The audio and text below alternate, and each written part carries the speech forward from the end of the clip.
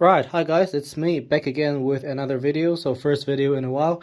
Now what I got here is a Matfer Bourgeat 30 centimeter carbon steel skillet, and this is quite literally the first ever carbon steel I've had on this channel.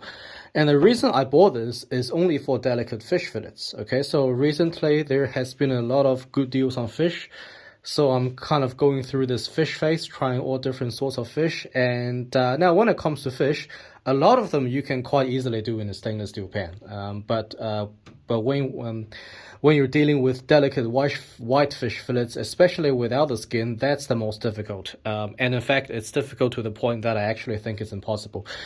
So that's why I got this. And this, what you see here, this is what the pan looks like after a couple of rounds of seasoning and some cooking. And then I managed to strip off accidentally some of the seasoning. But the seasoning will, of course, develop over time.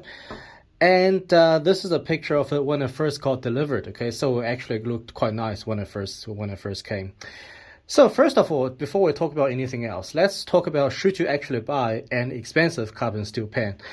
And the short answer is no, okay? So carbon steel pans, they are generally pretty inexpensive overall, with maybe the exception of a couple of artisan brands.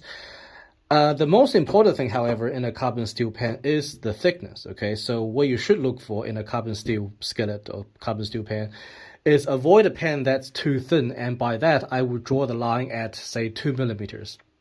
And now, there's a couple of reasons for that, at least. So first of all, carbon steel is not a good conductor of heat, right? It's just like cast iron. It doesn't distribute heat very well.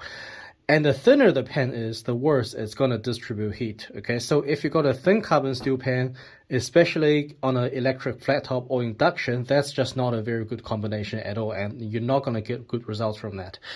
Now, the second reason is structural integrity, right? The thinner the pan is, the more likely it is to warp, again, especially on electric flat tops or induction. I've seen plenty of horror stories of carbon steel warping on electric or induction cooktops. So yeah, so thickness for me, at least, is the most important consideration when it comes to carbon steel pan. And that leaves two brands that I can recommend. And one is this one, this is the Matfer. And the other one is the Debye or Debye Mineral B, okay, or the Mineral B Pro. Okay, so let's have a look at the build and the specifications of this pan. Now, it is a 30 centimeter model. For a 30 centimeter pan, it's a little bit on the small side, but in this case, I really don't mind because I really didn't want anything bigger than this. Now, you notice with carbon steel pans, the bottom cooking surface can often be a little bit smaller than with other types of pans, and they design it in a way that the sides of the pan are quite wide, so that does reduce the flat bottom cooking surface a little bit. Now, I do really like the handle on this pan. So this is, I mean, most carbon steel pans have handles shaped exactly like this. They're all kind of the same. But this handle is very thick, feels very thick, it's very solid. It's just simple black steel, so it's not coated like what you got on the Debye or Debye Mineral B. So that means you can stick it in the oven for as long or as high temperature as you like. So I do really like this handle. Another nice thing is that this is welded, so there is no rivet here. So that's a very clean design. So I do like that as well. Now the weight of this pan on my cooktop, on my kitchen scale is 2,117 grams. Okay, so 2,117 grams, or let's say 2.1 kilograms. And it does have a very solid, very hefty feel. So again, I like that as well. Now the thickness, very decently thick. Okay, so I was not able to find a very concrete answer on Google, but 3 millimeter or just under 3 millimeters seems to be the consensus, and I do believe that. And looks to me it looks something like 2.7 or 2.8, just under 3 millimeters thick. Now, when I bought it, when I ordered it online, I was a little bit worried that it might be too thin, but when I got the pen, I was quite happy to see that the thickness is actually very decent. It's about the same as the Debye Mineral B line from the Debye or Debye. Okay, and the total length of this thing is 55.5 centimeters, if you're wondering if it's going to fit in your oven. Okay, so let's talk a little bit about seasoning. Now, Well, I'm sure, as you know, the non-stick property of a carbon steel pan is achieved through seasoning. But it's important to realize that that's an ongoing process, okay? It's not like you season it once or twice in the oven and that's it, you never have to do it again. And the process for me, as I've learned, is kind of, taking 2 steps forward and 1 step back. Because during the cooking or during the cleaning, some of the seasoning may come off, okay? But the long-term trend is that the layer of seasoning will gradually build up thicker and thicker. So in the long term, the seasoning is going to be more resistant or more resilient to being stripped off by, say, either acidic food or deglazing with water or wine or some stuff like that, okay? So now here's a picture of the pan after 2 rounds of seasoning in the oven. So this is before I cooked food in it. And which, as you can see here, it looks pretty nice. But after I cooked a bit of food and then I deglazed it with a bit of water, it looks like this. So as you can see, so this is what I'm talking about, right? So you build up a little bit, you lose a little bit, and then you build it up again. And then eventually it'll get to a point where it's very resilient. Now, in terms of the oil, just don't use olive oil to season it. Olive oil, it doesn't have a high enough smoking point, but you can use any other type of oil like sunflower, canola, rice bran oil, grapeseed oil. So all that is quite good. Okay. Okay, now let's have a look at how well the Matfer Bourgeat distributes heat. Now, I gotta say, it's far better than I expected, especially considering carbon steel was not a good distributor of heat. Now, as you can see, the temperature difference between the center of the pan and the outer edge of the pan is only about 20 degrees towards the end of the test. Now, 2 things that helped. One is I heated the pan very slowly, right? The slower you heat the pan, the more evenly it's going to distribute the heat. And I also had a very good match between the size of the bottom of the pan and the size of my the size of the hob on my electric flat top. But still, having said all that, this is far better than I ever expected. Now, if we compare this, let's just for comparison's sake, to the Meyer Proline, you can see it actually performs exactly the same as the Proline. So far, I don't have a good explanation for that as to why the Matfer did so well. But let's just say I'm very impressed with how evenly it distributed the heat. Now, in terms of heat retention, it's a little bit, obviously it's more difficult to quantify heat retention in numerical terms.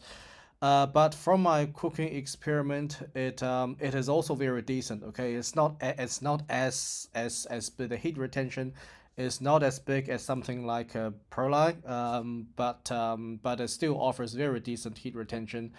And in the vast majority cases, I think you find that the heat retention is going to be more than sufficient. Okay, so let's talk about cooking. Let's have a look at how it does in actual cooking. Now, I heated the pan slowly, as I always recommend.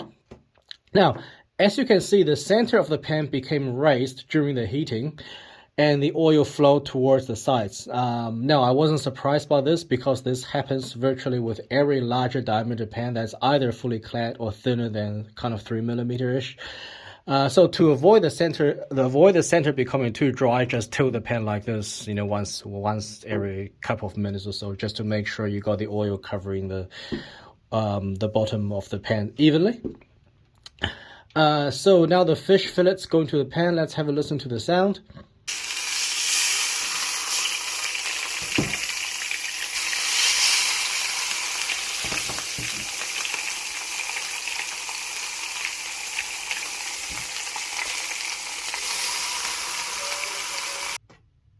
Now, as you can see, the fish fillets, they immediately contract massively when upon being exposed to the heat.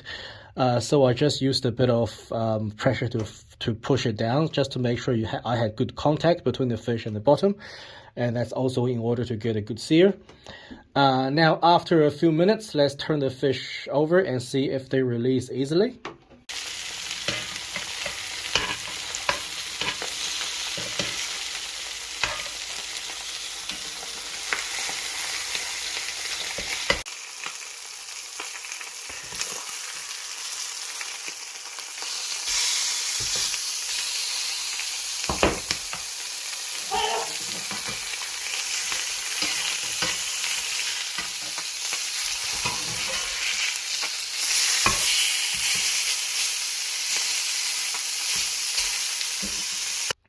Now, as you can see, it was mostly non-stick. Okay, so just after a couple of rounds of seasoning, I was happy with the non-stick performance. So let's say it was 98% non-stick. Now, as you could probably see, a tiny bit of the fish on the edge got stuck to the bottom of the pan. But I wasn't too worried about that because that's pretty negligible. For me, I would rather have a 98% non-stick performance in a carbon steel than 100% non-stick in a Teflon. And also, just like I said just now, the seasoning is going to develop and the pan will become more and more non-stick, and the more you cook with it.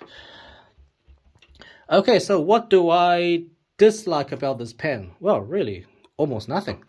So yeah, I'm very impressed by this pan. So really, I can't pick anything that I dislike about it. It performed very well. It cooked very well. I'm quite happy with the design. If I did have a wish list, I would say that I would like this pan to be just slightly thicker, maybe just by another 0.2 or 0.3 millimeters or so. So not significantly thicker because that'll be too much. That's the only thing, but that's just me being a bit nitpicky. Okay, so overall, I'm really happy with this pan.